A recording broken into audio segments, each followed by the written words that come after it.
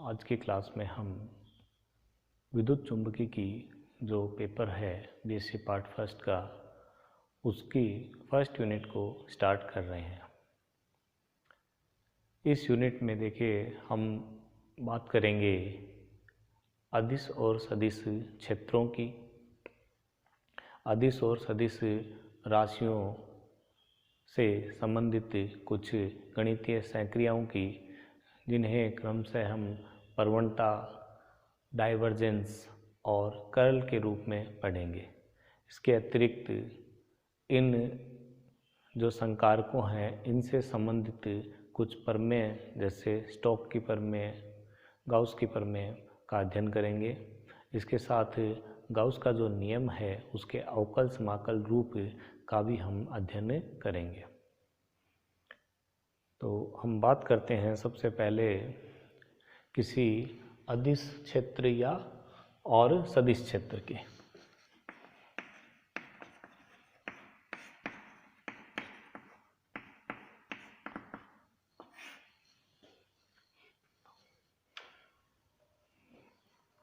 देखिए, अदिश राशि हम जानते हैं कि वह राशि है जिसका दिशा की हमें आवश्यकता नहीं होती, यानी उसका जो परिमाण है वह ही काफ़ी है और वह परिमाण जो है वह किसी एक बिंदु पर एक मानी हो, यह इसकी दूसरी आवश्यकता है। तो अदिश राशि का निरूपण अगर हम त्रिविम में या किसी तल में या किसी एक दिशा में अगर हम कर रहे हैं तो वह अदिश राशि जिन निर्देशांकों का जिन क्षेत्र तक फलन होती है वह फलन उसका अदिश क्षेत्र कहलाता है। जैसे बात करें विद्युत विभव की,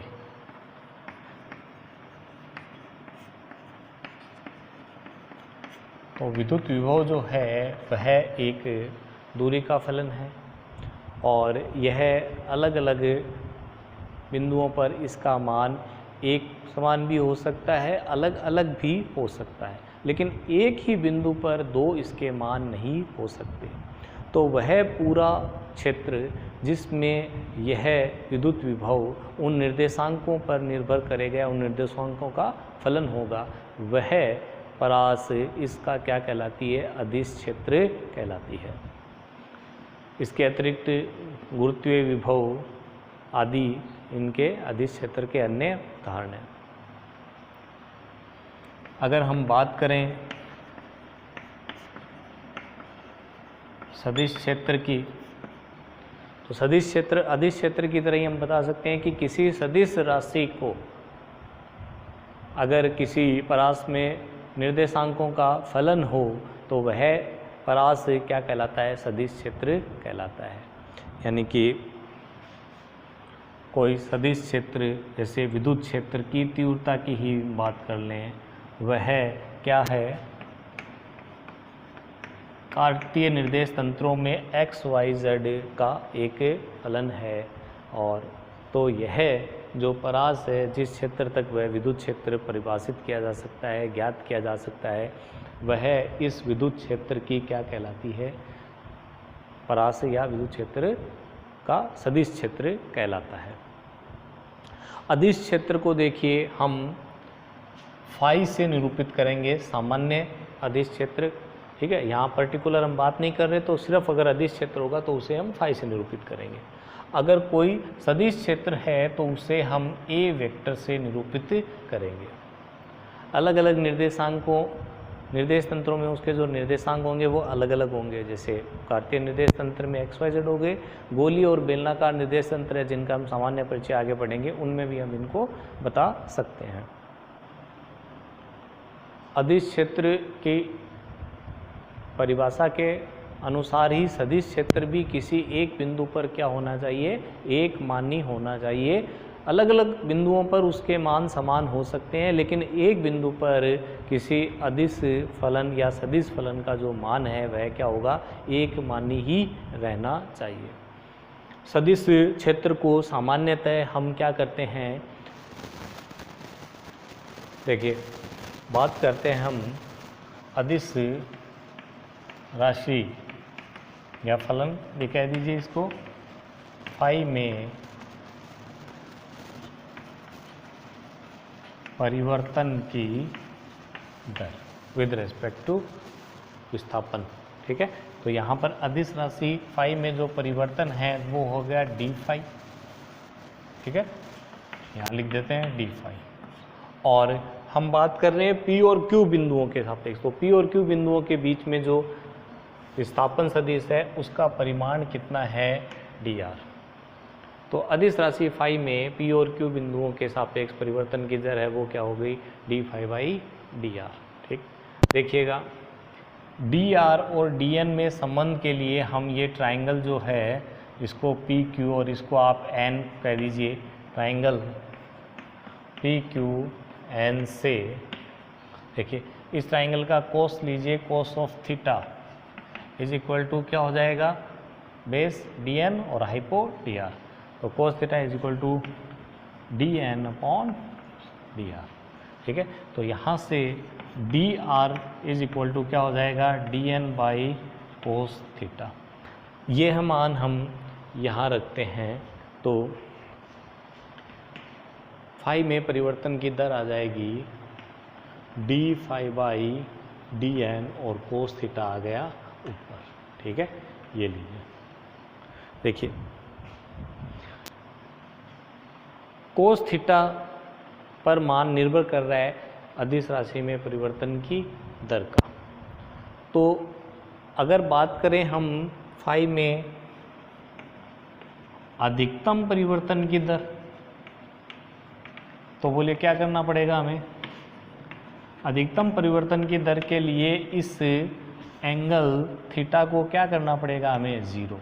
तो थीटा का मान अगर ज़ीरो होगा इट्स मीन डी एन किसके बराबर, डी आर किसके बराबर होगा, डी एन के बराबर होगा, तब यह दूरी का मान क्या होगा, कम। और हम जानते हैं कि जब दूरी का मान कम होगा तो इस राशि का मान क्या होगा, मैक्सिमम। तो फाई में अधिकतम परिवर्तन की दर it's mean D phi by D R और मैक्सिमम इज इक्वल टू, तो थीटा का मान क्या रखा हमने, ज़ीरो, एंड देन ये क्या आ जाएगा, डी फाई बाई डी। ठीक है, लेकिन साथ ही देखिएगा इधर यह जो थीटा है यह आपको यह भी बता रहा है कि ये पर्टिकुलर इस डायरेक्शन के लिए फाई में परिवर्तन की दर अधिकतम है। अगर आप इसके अलावा कोई और डायरेक्शन को चूज करते हो तो फाई में परिवर्तन की दर क्या हो जाएगी, अधिकतम नहीं रहेगी। इट्स मीन यह साथ साथ किसको बता रहा है कि यह एन केप की डायरेक्शन में इसका मान क्या है, अधिकतम है। ठीक है, तो यह जो अधिकतम परिवर्तन की दर है फाई में, यह फाई का क्या कहलाती है, प्रवणता कहलाती है। और इसे हम, इसका जो परिमाण है यह क्या है, D phi by D N, और इसका जो सदिश रूप में है तो ये लिखा जाता है D phi by D n n की, यानी इनके लंबवत सदिश की दिशा में। ठीक है, यह जो हमने बात की है यह क्या कहलाता है, अदिश राशि की प्रवणता कहलाता है। चलिए, इसके बाद में हम इस अदिश राशि की प्रवणता को ऑपरेटर के रूप में फाइंड करते हैं। तो हमने प्रवणता को पढ़ा कि grad phi is equal to क्या है, D phi by D n n cap है। ठीक है, अगर हम इस समीकरण को दोनों तरफ, ठीक है, क्या कर दें, डी आर सदिश से अदिश गुणा कर दें, देन ये हो जाएगा d phi by D n n cap dot d r सदिश। अब देखिए n cap dot d r, अब देखिएगा एन केप इधर था और डी आर ये था, और दोनों के बीच में एंगल कितना था, थीटा। तो एन और डी आर का जो अदिश गुणा होगा वो क्या आएगा, यहाँ से हम लिखें तो d phi by D n cap का परिमाण 1, डी आर का परिमाण डी आर, और दोनों के बीच में कोण दैट इज क्या है, थीटा। आई बात समझ में। देन ये रह गया d phi by D n d r cos theta. देखिए अगर यह परिमाण डी एन है तो तो dn और dr के बीच में रिलेशन हमने फाइंड किया था कि cos of theta is equal to क्या था, dn अपॉन dr, और dr cos थीटा किसके इक्वल है, dn के। तो यहाँ dr cos थीटा को हम क्या लिख सकते हैं, dn, it's mean d phi by dn into क्या आ जाएगा, dn। तो dn से dn कैंसिल, तो ये आ गया d फाई, कौन, grad of phi dot dr vector is equal to है d फाई। देखिए d फाई क्या होता है, यहाँ d फाई को समझने के लिए हम ये लेते हैं कि जो फलन फाई है वह x y z 3 निर्देशांकों का फलन है। इसका मतलब कौन सा निर्देश तंत्र चुना है हमने, यहाँ ये देखिए कार्तीय निर्देश तंत्र का चयन किया है हमने। तो इस कार्तीय निर्देश तंत्र में जो फाई है वह निर्देशांकों x y z का फलन है। तो इसका मतलब है कि फाई में x में चेंज होने पर भी चेंज हो सकता है, y में चेंज होने पर भी चेंज हो सकता है, z में चेंज होने पर चेंज हो सकता है, या दोनों के या तीनों के चेंज होने पर भी इसमें क्या हो सकता है, चेंज हो सकता है। तो अगर कोई फलन अलग अलग चरों का, स्वतंत्र चरों का फलन हो तो उस फलन को हम उनके आंशिक अवकलजों के योग के रूप में लिखते हैं, और जो कि उसका क्या होता है, पूर्ण अवकलज होता है। तो इट्स मीन फाई का जो पूर्ण अवकलज है, यानी फाई में टोटल जो चेंज है, that D phi is equal to phi में change with respect to X और इनटू एक्स में टोटल चेंज डी एक्स। ठीक है, फाई में एक्स के रेस्पेक्ट में चेंज और इसमें टोटल चेंज डी एक्स। हम ये समझ सकते हैं डी एक्स की विमाई कैंसिल हो गई, इट्स मीन फाई में जो एक्स के कारण जो चेंज है वो ये आ जाएगा। इसी प्रकार फाई में वाई के कारण जो चेंज है वो आ जाएगा del phi by del y और इंटू डी वाई, और इसी प्रकार फाई में del phi by del z into d z. ठीक है, तो डी फाई जो है ये पूर्ण अवकलज एक्स वाई जेड के आंशिक अवकलजों के योग के रूप में हम लिख सकते हैं। ठीक है, यहाँ यह जो डी फाई है, देखिएगा इधर, यह d x d y d z क्या है, अगर स्थिति सदिश आर सदिश हो तो आर सदिश को हम क्या लिख सकते हैं कार्तीय निर्देश तंत्र में, X I cap Y J cap Z K cap. और देखिए डी आर को हम क्या लिखेंगे, डी आर वेक्टर को D X I cap D Y J cap और डी जेड के केप लिख सकते हैं हम। ठीक है, इसी प्रकार यहाँ देखिए फाई का एक्स के सापेक्ष अवकलन, वाई के सापेक्ष आंशिक अवकलन, जेड के सापेक्ष आंशिक अवकलन।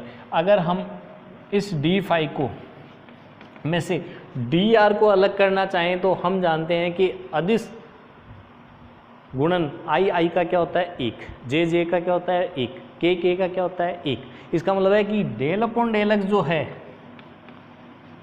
उसके साथ हम इकाई सदिश I cap, del upon del Y के साथ इकाई सदिश जे केप और डेल अपॉन डेल जेड के साथ इकाई सदिश के केप ले लें, किसका, फाई का। ठीक है, फाई आप चाहो तो बाहर लिख दो या चाहो तो यहाँ एक साथ सबके साथ लिख लेते हैं फाई को, और डॉट यहाँ देखिएगा D X I cap D Y J cap और डी जेड के केप के रूप में हमने लिखा।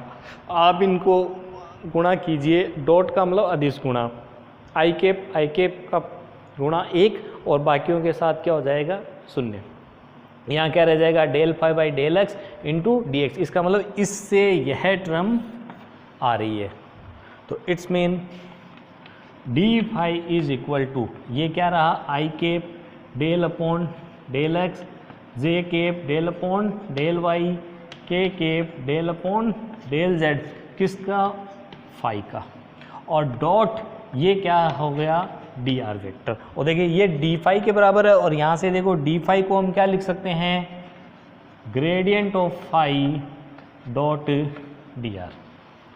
समझ में आई बात, यहाँ से ये grad phi dot d r है और यहाँ से ये कोई मान और डॉट डी आर है। इसका मतलब दोनों को कंपेयर करें तो डी आर से डी आर कैंसिल हो गया, ग्रेड फाई जो है वो ये है।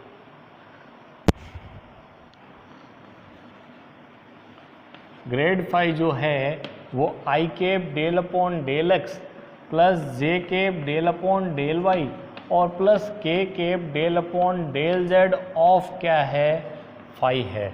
तो देखिए यहाँ ये जो संकारक है, ऑपरेटर है, यह डेल ऑपरेटर कहलाता है। तो यहाँ ग्रेडियंट ऑफ फाई हम लिख सकते हैं डेल फाई, ठीक है। फाई को पास में लिखते हैं, कोई डेट डॉट वगैरह कुछ नहीं है, सिंपल इस पे ऑपरेट हो रहा है, ये कोई अदिश गुणा सदिश गुणा कुछ नहीं है, फाई पे ये डायरेक्ट ऑपरेट हो रहा है।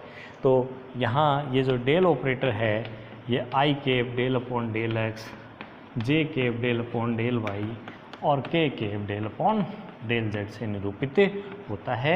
यह पर्टिकुलर कार्तीय निर्देश तंत्र में इसका संकारक को लिखा है हमने, अन्य निर्देश तंत्रों में भी हम इसको लिख सकते हैं।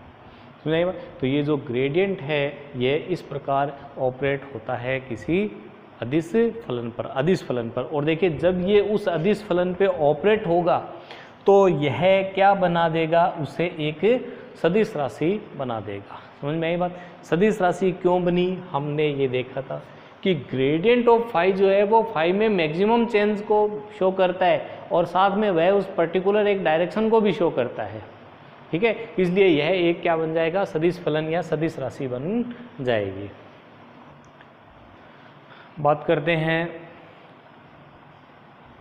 प्रवणता के कुछ भौतिक उदाहरणों की, यानी कि वाकई में प्रवणता क्या रिप्रेजेंट करती है, तो हम उसको देखते हैं। तो सबसे पहला एग्जाम्पल जो है वो है विद्युत विभव की प्रवणता, जो आप 12th कक्षा में पढ़ चुके हैं।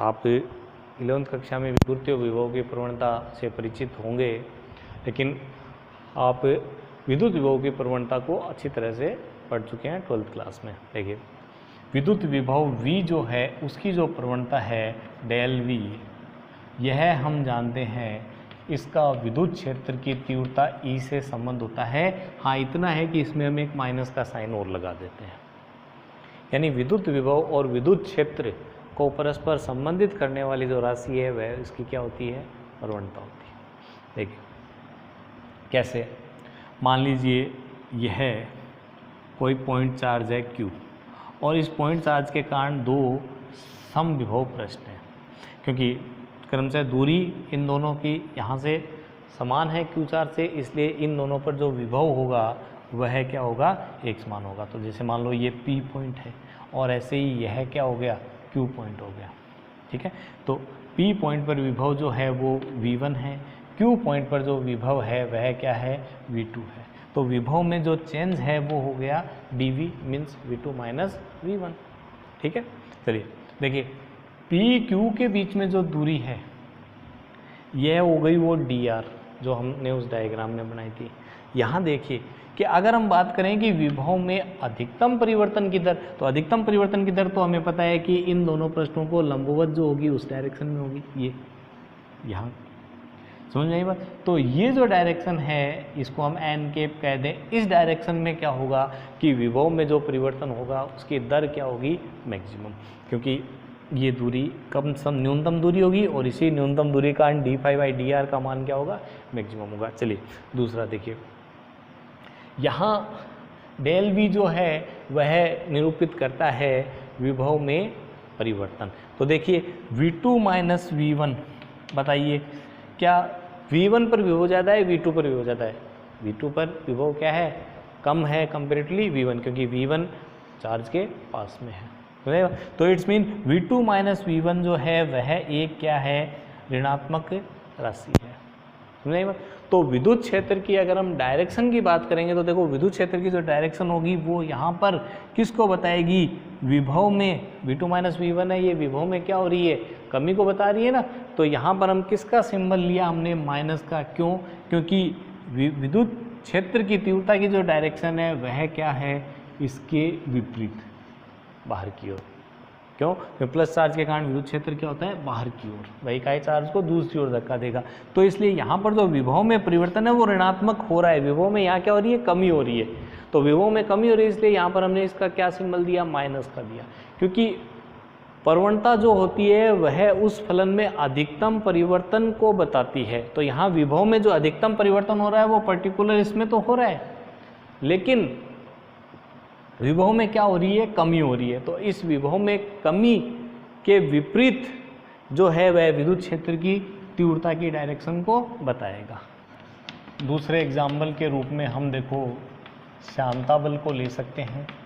तो श्यानता बल जो है F वो हम जानते हैं dV/dx, एक विमेय के रूप में, यानी कि वेग प्रवणता को बताता है।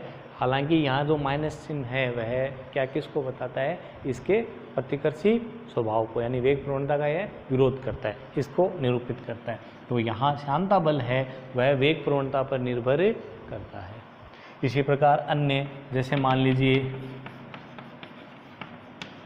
विस्तरण धारा घनत्व की हम बात करें, मान लीजिए किसी स्थान पर चार्ज है वो अधिक है और वह चार्ज जो होगा वो अधिक सांद्रता से क्या होगा, कम सांद्रता की ओर विस्तृत होगा, समझे बात। तो उस विस्तरण के कारण जो धारा घनत्व होता है वह उस विस्तरण की सांद्रता में परिवर्तन के अधिकतम परिवर्तन को अनुक्रमानुपाती होगा। इट्स मीन विस्तरण धारा घनत्व है वह क्या करेगा, सांद्रता परिवर्तन मीन्स क्या हो जाएगा, सांद्रता में प्रवणता के अनुक्रमानुपाती होगा। ठीक है, इस प्रकार हम जानते हैं, देखते हैं कि जो प्रवणता होती है वह किसी अदिश फलन में अधिकतम परिवर्तन को उसकी डायरेक्शन के साथ निरूपित करती है।